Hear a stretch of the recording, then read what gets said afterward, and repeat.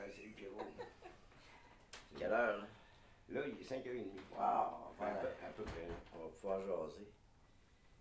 Ouais, ben je me suis levé plus tôt un peu matin. Ouais, ok, wow. Ah ben tiens, le café, là. Ouais, ton café là. Ah ben écoute, c'est fantastique, ça. Bien dormi? Ben, j'ai travaillé pendant que je dormais. Ben, tu me connais. Je vagabonde de la bibliothèque le jour.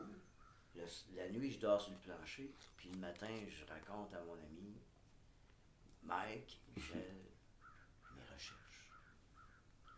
Hey, as-tu vu, je t'en ai un dictionnaire. Ouais, j'ai vu ça, Étienne Soriot. Ouais, ça, C'est un vocabulaire d'esthétique. Ouais, mais c'est quand tu vas arriver sur la scène, là. Ouais. L'idée, c'est que, je te vois, c'est le concierge. Michel, le concierge, il arrive avec une pile de dictionnaires. Puis il y a une phrase, ça, je l'ai tout lu, ce dictionnaire-là. De Étienne Soriot, c'est la Société française d'esthétisme. D'esthétique. Présidé par Étienne Soriot. Ouais, ça, c'est très, très, très important parce que lui, il était majeur, puis lui, c'est le premier qui dit que l'œuvre d'art, c'est pas juste ce qui est sur les murs, que ta vie peut être une œuvre d'art. Regarde, je te mets Oui? papier jaune. Ouais, ouais. Mais regarde, si je lis ça ici, là. Lui, ce qu'il a fait, là, il a présidé la publication du vocabulaire d'esthétique qui fut publié pour la première fois en 1990. Donc, c'est récent, là. Ouais, ben lui est mort.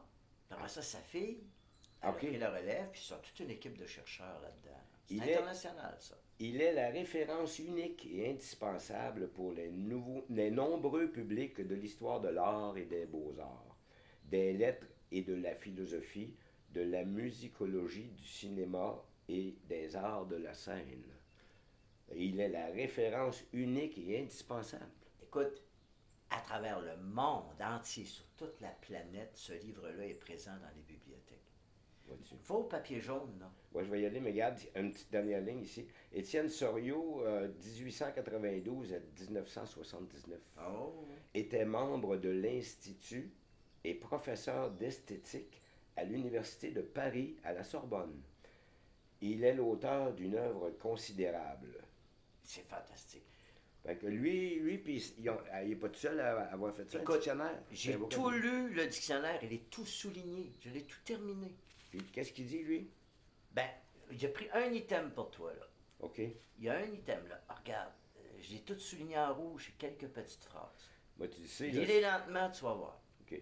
Mais juste avant, là, Ouais. par exemple, ça a à voir avec quoi, ça, dans l'histoire du concierge qui est en amour avec sa femme, puis qui bâtit une vie personnelle œuvre d'art dans le contexte du pays œuvre d'art. Ça a-tu un rapport avec ça?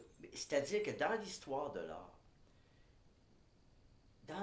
l'art, on s'est toujours imaginé qu'était artiste seulement celui qui faisait des tableaux, celui qui faisait des sculptures, celui qui faisait des choses de la littérature. Mais on n'a jamais pu s'imaginer, avant Étienne Soriot, que celui qui vivait une histoire d'amour pouvait faire une œuvre d'art. Et Soriot, tu vas voir, lui, il fait juste indiquer qu'on a peut-être l'avenir de l'humanité, peut-être dans l'œuvre d'art de ta vie et non pas ce que tu fais sur un mur. Et c'est là, ce passage-là de Soriot qui est important. Le vocabulaire d'esthétique, Étienne Soriot, publié en 90 pour la première fois, dit ceci à la page 105. Ouais. On pourrait enfin considérer les sentiments réellement vécus comme les œuvres d'un art de vivre. Indépendamment de toute mutation artistique et de l'élaboration de poèmes, peintures ou symphonies, peut être un sentiment d'amour très beau et porté à une sorte de perfection, pourrait-il être considéré en lui-même comme une œuvre d'art. Ça, c'est une révolution dans l'histoire de la pensée. Wow. Juste ça, parce que après ça, au fur et à mesure qu'on avance, parce que ça, c'est les années quand même, dans les années 50, 55, 60, Oui, oui. et déjà, ce qu'on appelle la rupture entre l'œuvre et la poétique. Qu'est-ce que la poétique? C'est tout ce que tu mets pour te rendre à l'œuvre. Un homme qui aime sa femme, puis qui met sa vie dans son œuvre d'art à la construire, c'est un très grand artiste de l'humanité. Ouais, mais tu sais, écoute, Michel le concierge, regarde, moi, ce que je cherche plutôt, là, regarde, je cherche à prendre soin du rêve de Marlene. Puis, regarde, j'ai 65 ans, là. Puis, il faut que je me refasse à un avenir nouveau parce que, écoute, le travail que j'exerce présentement comme concierge, je ne serais pas capable d'exercer ça longtemps encore, moi, là. Et puis, dans mon cas, il faut que je trouve une alternative pour gagner ma vie. Parce que, comme mon docteur me dit que je suis en bonne santé, j'ai une chance de vivre encore un bout de temps, puis je suis pas sûr que c'est des bonnes nouvelles, parce que si j'ai pas les ressources terrestres qu'il me faut pour avancer, si j'ai pas assez d'argent, je vais faire quoi? Fait que l'idée de faire des monologues, et puis de Michel le concierge qui va parler du pays œuvre d'art, c'est quoi mon pays œuvre d'art à moi? Dans le fond, moi, ce que j'aime dans le concept du pays œuvre d'art, c'est que ça s'intéresse à ma vie personnelle œuvre d'art. Moi, j'ai envie de me réaliser dans la vie. Et puis, j'ai envie que notre vie de couple, à nous autres, passé 65 ans, soit la meilleure possible à chaque jour. Ben, c'est pour ça qu'on fait une bonne équipe. Parce qu'en réalité, moi, je suis un chercheur. On s'est connus, nous autres, on était chansonniers au Saint-Vincent, on avait 20 ans, tous les deux. 45 ans passés à peu près ça. Bon, moi, je suis un chercheur en bibliothèque. Je suis un vagabond pendant l'été, je vagabonde, puis je vagabonde de la bibliothèque pendant l'hiver. Puis j'ai l'honneur d'être accueilli par votre couple, toi et Marlene. Hein? J'arrive tard le soir. Je dors sur mon plancher. Ah oui, t'es bienvenu chez vous ici maintenant. Ouais, ça fait 8 ans en maintenant plus, que... vous respectez le fait que je veux aucun bien matériel, que je veux même pas de lit, que je dors dans mon sleeping bag, puis quand je pars d'ici pour me faire la forêt, j'ai juste mon sac à dos. Donc, vous êtes des... Et en plus, j'ai l'honneur d'être avec un couple qui s'aime. T'es le témoin de cette histoire d'amour-là dont Michel le concierge veut parler. Tellement que je pourrais me présenter au dictionnaire Sorio, puis le dire, votre item, moi, je vis personnellement depuis. Je suis devenu l'ami d'un couple très uni. Ça s'est passé le 8 décembre 2007, à minuit. Moi, je peux témoigner devant toute l'association en France qu'un homme que je connais, un couple, qui vit une histoire d'amour comme une œuvre d'art, telle que Souriau l'avait intuitionné dans son dictionnaire. Tel qu'Étienne Souriau l'avait intuitionné. Moi, je peux témoigner que tu as toujours respecté ta compagne de cœur.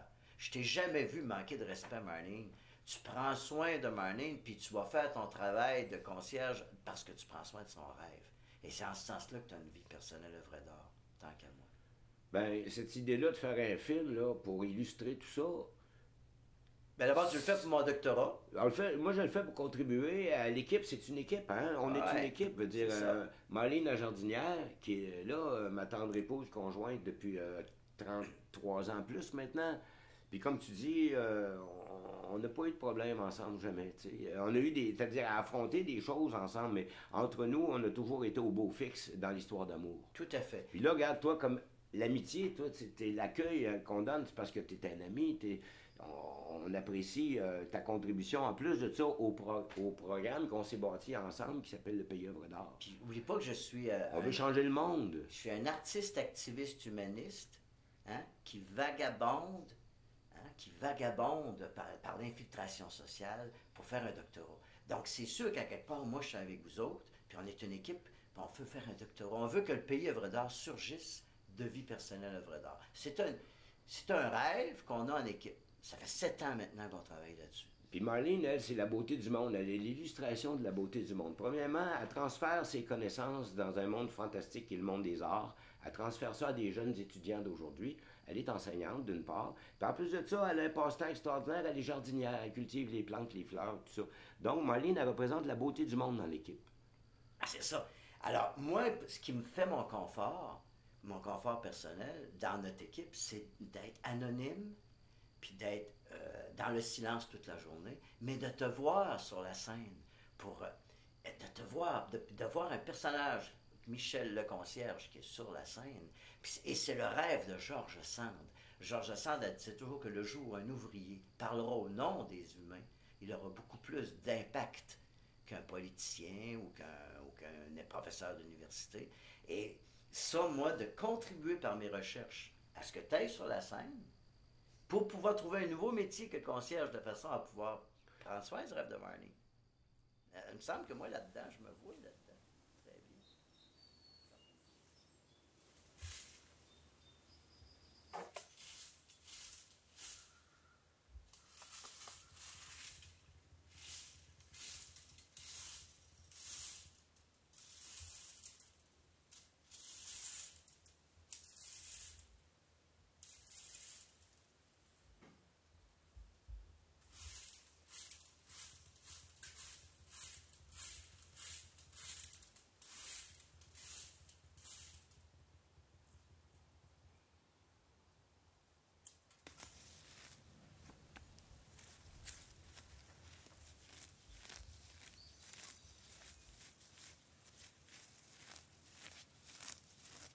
Des mauvaises herbes dans le bout de mon petit jardin. Alors voici, c'est des coleus. Les coleus, c'est une plante que j'aime beaucoup. On peut la mettre à l'intérieur après la saison. Et j'aime beaucoup les couleurs. Alors la variance sur les couleurs, le bourgogne, le vert, le blanc, le jaune, je trouve ça très joli. Et facile d'entretien. Et c'est ça qu'on veut, facile d'entretien. Je suis la jardinière, mon nom est Marlene. Bonjour.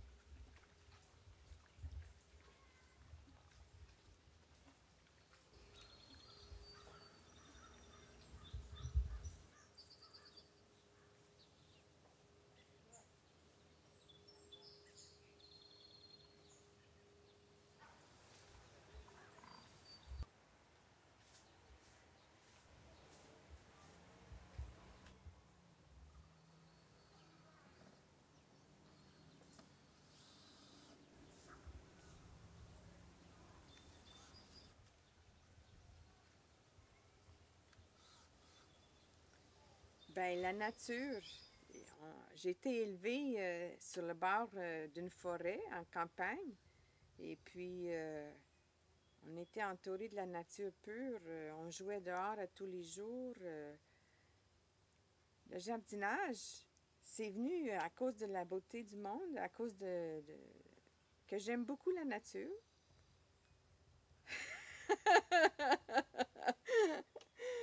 Ben, alors, c'est ça. Point de vue jardinage, j'avais l'intention de planter des coleus dans une boîte à fleurs. Alors, la boîte à fleurs, elle est prête, elle est en bois. Et puis, j'ai percé d'autres trous dans le fond de la boîte pour avoir un beau drainage. Et puis, j'ai une belle terre noire qui m'attend. Et j'ai des coleus qui sont assez hauts. Alors, je vais couper les coleus et je vais les mettre dans la terre avec de l'hormone de growth hormone, comme on dit, une petite poudre blanche.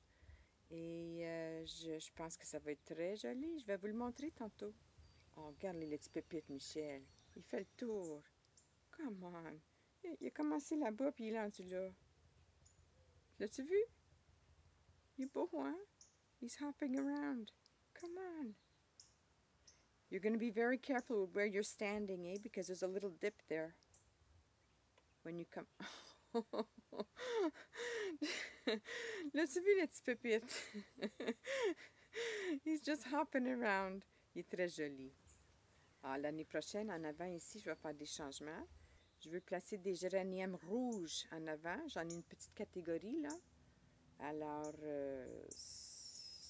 j'ai des gros plans pour l'année prochaine. Je vais faire des changements. Je vais bouger les Stella d'Oro au soleil. Les iris, les bouger.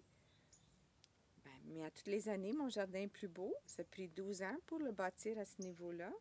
Et puis quand je regarde le matin, l'après-midi, la soirée, beautiful. I can't wait. The castor bean are doing great.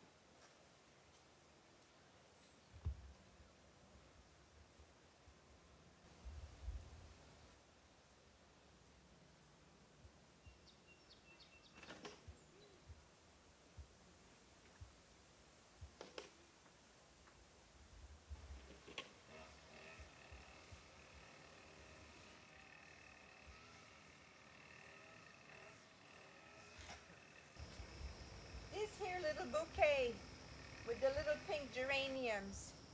This is a little love bouquet and it's just for you. I made it just now. And it accompanies the other two little bouquets that are on the swing. And this swing goes with this swing. And these are new little, how do you say, whimsical art that's part of my garden. There you go. It's easy. Like taking candy from a baby. It's so easy.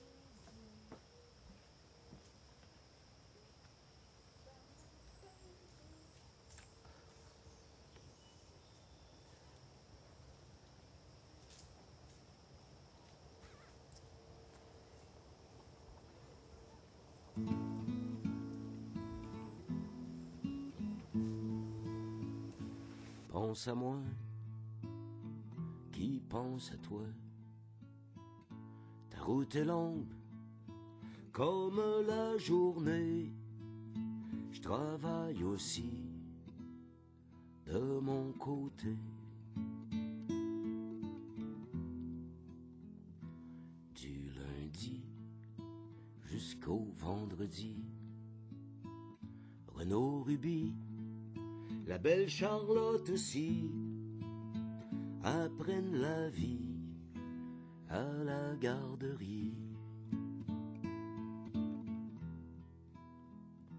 Je pense à toi, qui pense à moi, au milieu de l'avant-midi, je t'imagine à l'épicerie. Tu le sais que j'aime bien ça travailler, pis que ça me ferait rien de tout payer. Si je pouvais, je le ferais.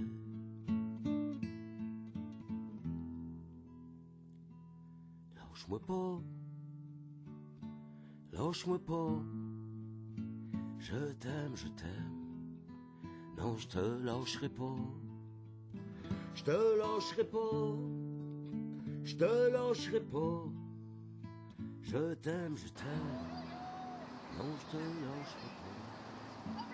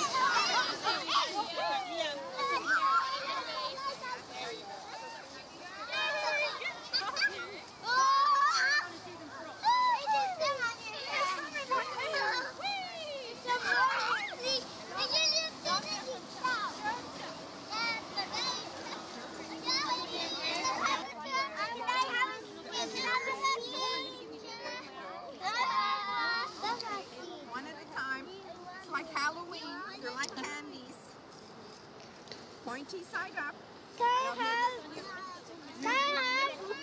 David, va la voir.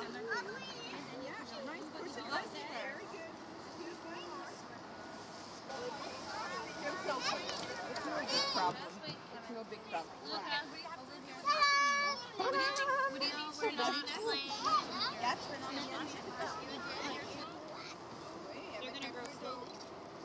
Right now they're gonna take a big long nap through the winter to get warm.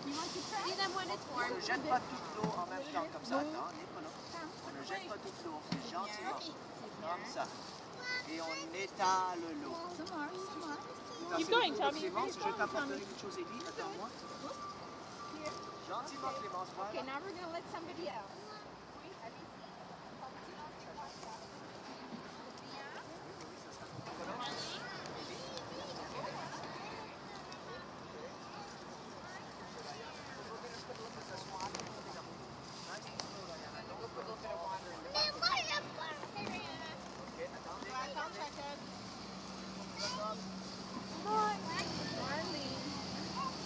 On va donner la chance à quelqu'un d'autre? Oui. C'est gros, hein? Ah, il y a du scanner. Bravo, Clémence. Quelle délicatesse. Fantastique. Est-ce qu'on peut l'avoir pour le prochain? Dis-moi le prochain. Léo, c'est à ton tour.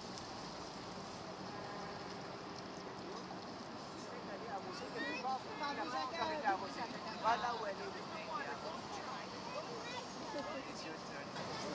I was like, it'll be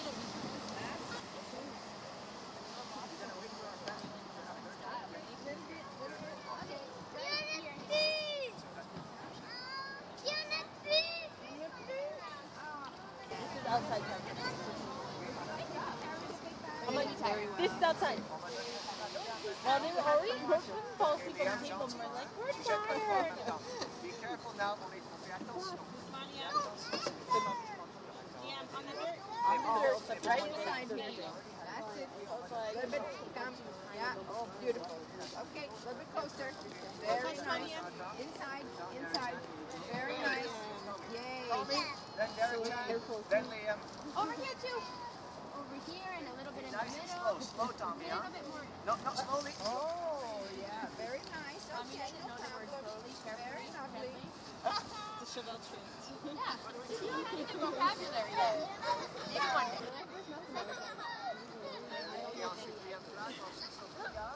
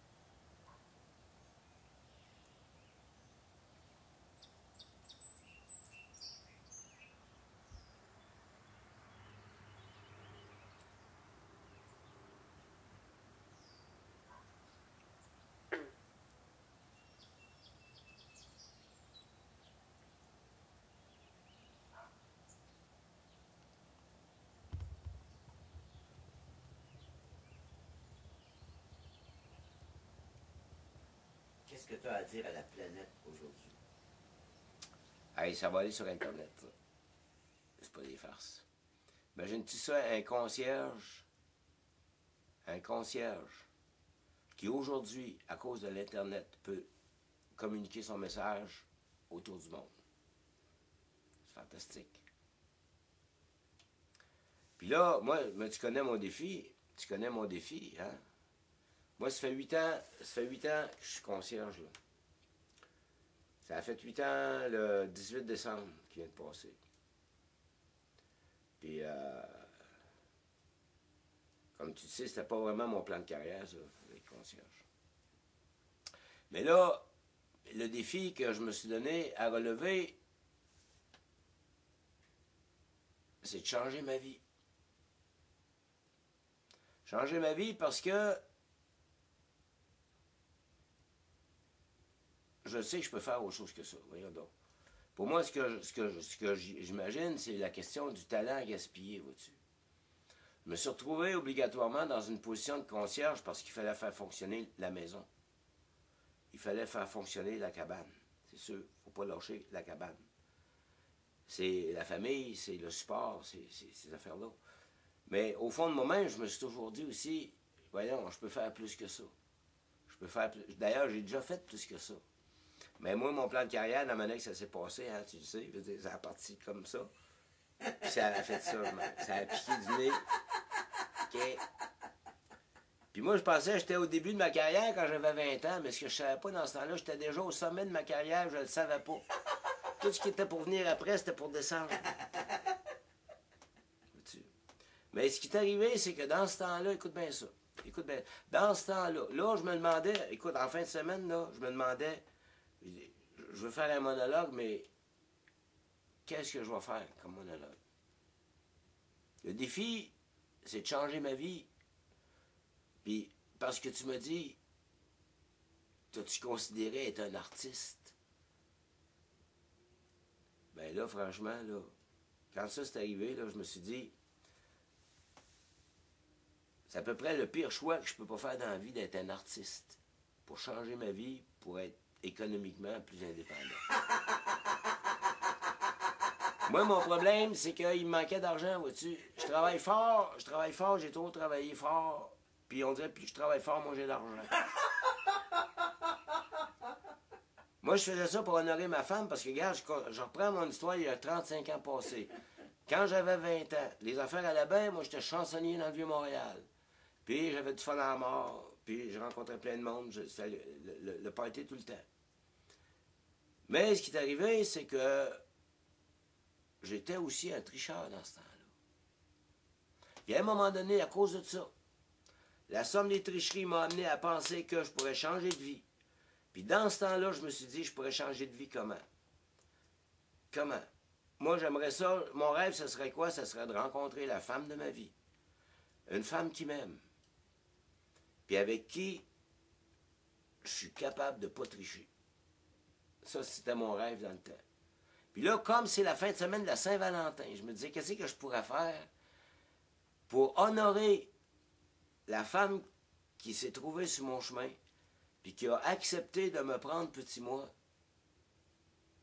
pour la vie, comme son histoire d'amour. Enfin, je me suis dit, ce que je vais faire en fin de semaine, je vais honorer cette belle histoire-là qui est venue me chercher, moi, quand j'avais besoin.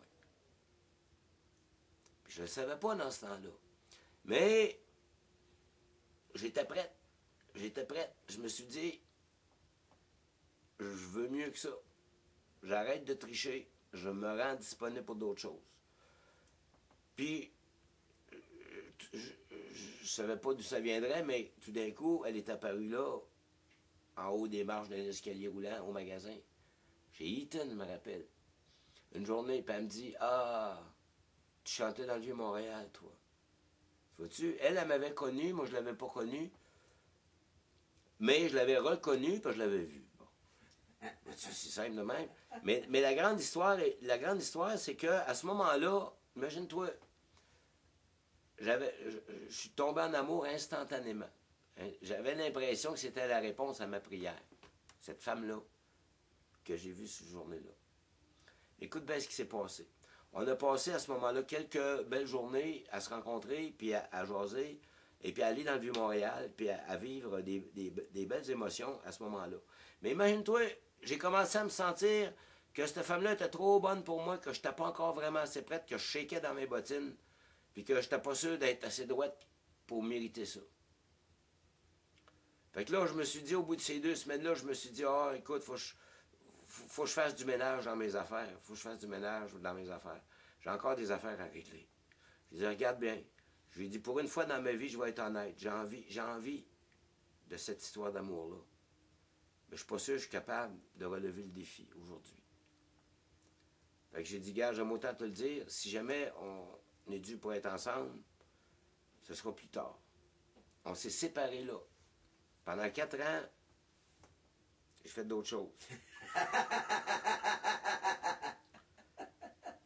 Puis à un moment donné, il est arrivé que j'étais libre et disponible, fraîche et dispo, prête pour la belle histoire. Mais là, je ne savais pas, moi, ça serait encore là. Je prends le téléphone, je regarde dans l'annuaire du téléphone, je regarde, ah, je trouve son nom. Ah. Mais elle n'était pas la même adresse. Elle avait changé d'adresse. Puis tu sais, les femmes dans l'annuaire du téléphone, ils ne marquent pas le nom complet, ils ne marquent pas le prénom, ils marquent un initial. Moi, j'appelle M. Hall, et puis, c'est-tu Maurice? Je ne sais pas, là. Ne savais pas. J'appelle, mais c'est elle qui répond. Puis là, j'ai la chance, on s'organise un rendez-vous dans les journées qui viennent, on se rencontre, et puis depuis ce temps-là, ça fait 28 ans qu'on est ensemble. 16 ans, 17 ans, 16 ans cette année qu'on est mariés. Et puis je dois te dire que c'est bien certain que ça a changé ma vie. Ça a changé ma vie. Puis aujourd'hui, j'aimerais la remercier et lui dire que ça a marché mon affaire, j'ai jamais triché. En 28 ans. Pour un gars comme moi, c'était un miracle. C'est un miracle. J'ai jamais triché. J'ai jamais eu envie de tricher non plus. C'est ça la beauté, c'est qu'à un moment donné, on ne sait pas, c'est arrivé. L'amour, c'est fort, hein? L'amour, c'est fort. Et puis, cette femme-là, c'est un ange du ciel, vois-tu. Elle est arrivée, elle, pure, avec pure, et puis simple, et créatrice, et impressionnante, et magique, et parfaite. Et ça m'a été donné à moi, un gars qui vois-tu, moi... Puis regarde ce qui s'est passé. Dans ce temps-là, elle m'a connu, hein, j'étais dans mes belles années, puis après ça, regarde, mon affaire s'est mis à descendre. Hein, ça s'est mis à descendre. Je suis devenu représentant pour les compagnies, hein, à commission, ça veut dire que tu ne fais pas d'argent jamais. Hein, tu payes pour travailler, hein, je fais ça. Puis elle m'a patienté, elle m'a dit, ben oui, il travaille fort, le gars. Elle m'a encouragé, puis tout ça. Puis là, j'ai commencé à rêver qu'il fallait que je change encore ma vie. Et moi, c'était l'histoire de ma vie, changer ma vie à 3 semaines. Puis là, regarde, finalement, à un moment donné, je me suis trouvé une belle job de directeur des ventes pour une firme d'animation 3D, là, super moderne, quelque chose de beau, là. Tu sais, la plus belle affaire du monde. J'ai fait 1000 piastres dans mon année. Il m'en a coûté 2000 pour aller faire ce 1000 piastres-là. Je rentre à la maison, puis elle est là, puis elle m'accueille comme si j'étais un héros encore, vois-tu? Plutôt qu'un zéro, là, tu sais. Moi, je me dis, écoute, j'arrive pas à... Je travaille. Je n'ai pas la bonne façon, c'est sûr. Je gagne pas, je suis perdant tout le temps. Mais elle me supporte, vois-tu, pendant toutes ces années-là. Puis moi, je sais que j'ai un talent, celui de chanter, celui de même là, je suis pas sûr. Mais elle voit bien que je fais mon possible. Elle m'a toujours supporté, vois-tu, dans ce que je veux faire. Puis aujourd'hui, j'ai encore une fois décidé de changer ma vie puis de faire des monologues. Écrire des chansons, des affaires qui n'ont pas d'allure. Un artiste, ça ne gagne pas sa vie. Tu ne peux pas supporter ta famille quand tu es un artiste au Québec. C'est dur, tu n'y arrives pas. Hein? Bon. Alors, puis moi, je rêve que notre affaire avec les rêveurs équitables.com, ça va devenir tellement fameux que l'argent va rentrer plein de portes ici, puis on va régler tous nos problèmes financiers, ça va être le fun. Après ça, on pourra relaxer un petit peu, tu sais, à 80, 90, là, tu sais, peut-être, là, on travaille fort. Vois-tu? Puis elle, c'est elle qui... Ça va bien, ses affaires, c'est un peu mieux que moi. Je veux dire, je sais pas pourquoi, mais elle en a quelques sous. Fait que ça permet de me toffer, tu sais. C'est ça qui arrive. Alors aujourd'hui, mon monologue, il est comme tout fait, mais j'avais décidé d'appeler ça « On est dans le rouge ». Parce que la Saint-Valentin, oui, la Saint-Valentin, c'est la couleur, c'est rouge, hein. Puis tu vois-tu, moi, là, comme concierge, pour être rendu dans le fond de la cave, là, ça m'a pris du temps à avaler ça. D'être rendu là. Ça m'a pris du temps à avaler ça. Mais à un moment donné, j'ai compris que là, je marchais à genoux, mais c'était pas pour rien. C'était pas pour rien. J'ai appris bien des affaires. J'ai appris, premièrement, à servir les autres, au lieu de penser rien qu'à moi. J'ai appris que quand ça allait bien dans la vie, il fallait avoir un peu d'humilité parce qu'on ne sait jamais quand est-ce que tu vas te mettre à descendre. Hein? La meilleure preuve, c'est moi-même. Hein? Vois-tu? Ouais. Alors, je me dis, il faut honorer. Puis là, l'affaire du rouge, regarde, moi, il y a une des mauvaises nouvelles dans le journal tout le temps. Ça fait des années que je le dis, moi, que la finance va crasher, puis tout ça va... Hein? Pourquoi j'essaie de ramasser, puis jouer le maire de ma région qui vient me vider les poches avec les taxes, puis il m'en met par-dessus le pompon, je suis plus capable de toffer. Quand même, je travaillerais comme un fou, j'arrive pas. Bon. Fait que rendu au fond du trou, qu'est-ce que tu fais? Tu dis, il faut que je fasse quelque chose. Hein? Fait que je me suis dit, ce que je vais faire, pour le moment, moi, célébrer la Saint-Valentin, puis m'avoir du fun en fin de semaine. Et puis, je vais simplement continuer à rêver que ça va arriver, nos affaires. Parce que c'est la meilleure affaire qu'on peut faire. Il nous disait cette semaine, là, il y a une fille dans le journal de Montréal hier. Elle écrit, la catastrophe s'en vient, tous les fonds monétaires vont tomber. Dans le monde entier. Puis là, la preuve, ça commence avec l'Égypte. Puis c'est vrai que ça arrive de même. Écoute bien, moi, je me suis dit, là, en fin de semaine, je vais célébrer. On est dans le rouge. OK, on est dans le rouge. Ben, OK, on est dans le rouge, nous aussi. On va célébrer la Saint-Valentin avec Marlene pour la remercier d'avoir une âme si grande et de m'aimer malgré tout. Comme elle avait dit, pour le meilleur et pour le pire. Alors je lève mon verre à la charmante Marlene et puis me fait plaisir de lui offrir un petit bouquet d'amour dont on se souviendra toujours. Je t'aime, Marlene.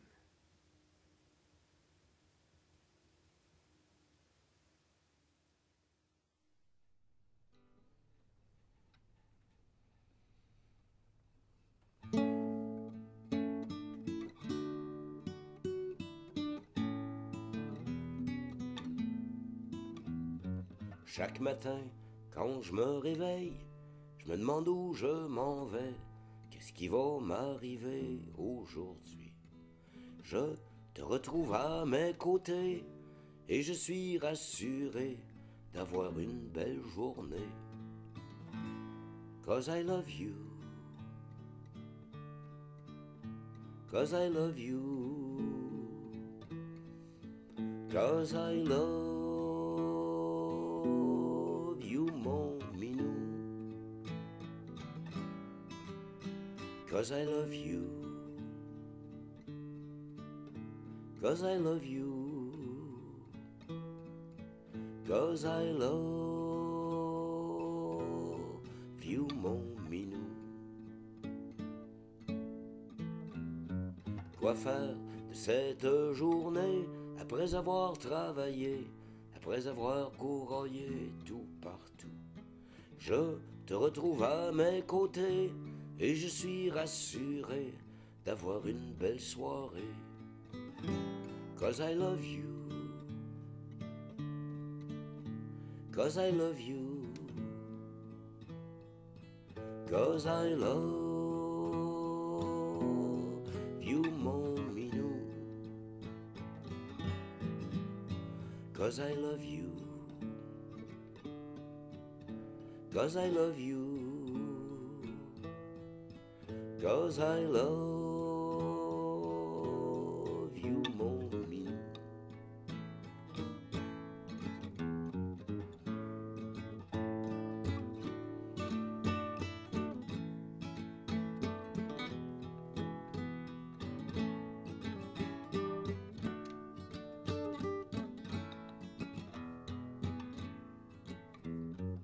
Des fois, on choisit sa vie, souvent on la choisit pas.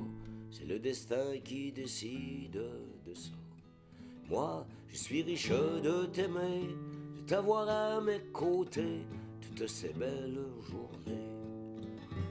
'Cause I love you.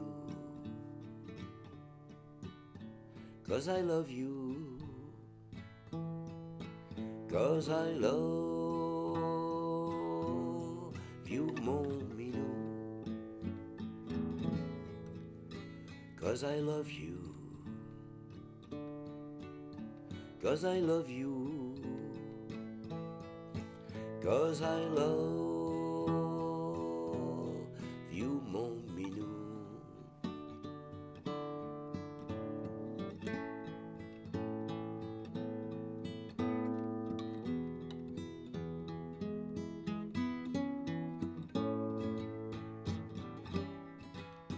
Cause I love you. 'Cause I love you. 'Cause I love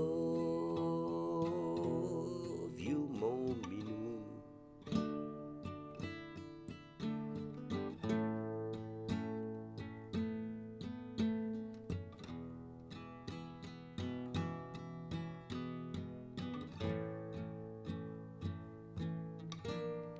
Des beaux petits becs.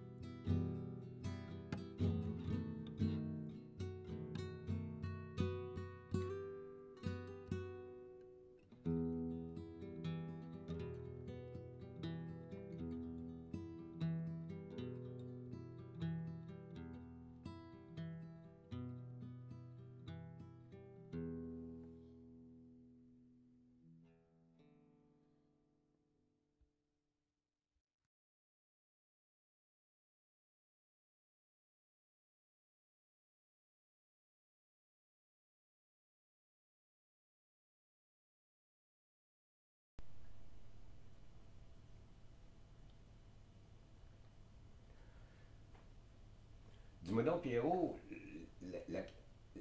la question du vagabond céleste, le mot céleste, là, c'est-tu toi qui as inventé ça, toi? Ça vient de le mot, le vagabond céleste, en 1969, en juillet, quand Neil Armstrong est sur la Lune, puis il voit la Terre. A work of art, une œuvre d'art, un petit pas pour l'homme et un grand pas pour l'humanité.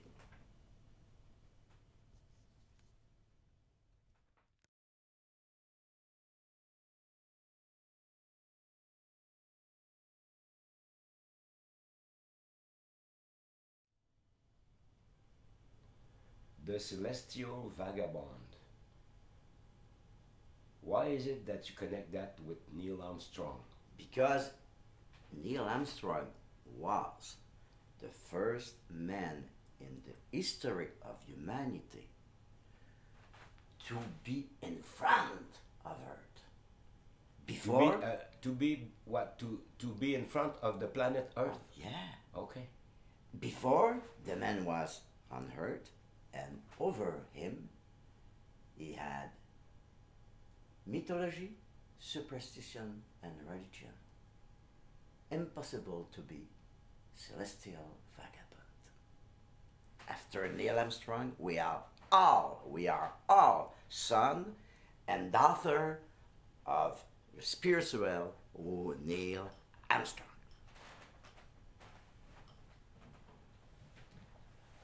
It's one small step for man, And a great step for humanity. one giant leap for mankind. Sure.